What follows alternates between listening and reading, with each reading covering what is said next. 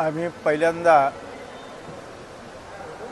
ज्या वेळेला काँग्रेस भवनमध्ये आपल्या सर्वांसोबत आपली पहिली संवाद झाला त्यावेळेला तुम्हाला सांगितलं होतं की या वेळेला काँग्रेस रस्त्यावर उतरून काम करेल, त्याची ही पहिली ठिणगी आहे.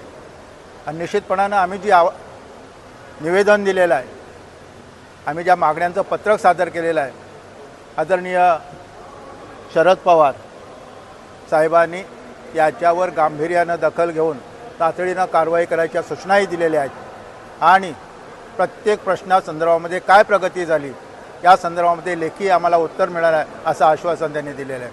आणि आम्हाला आशा आहे की याबाबत महानगरपालिकेचे अधिकारी प्रशासन योग्य ती दखल घेऊन हे करेल.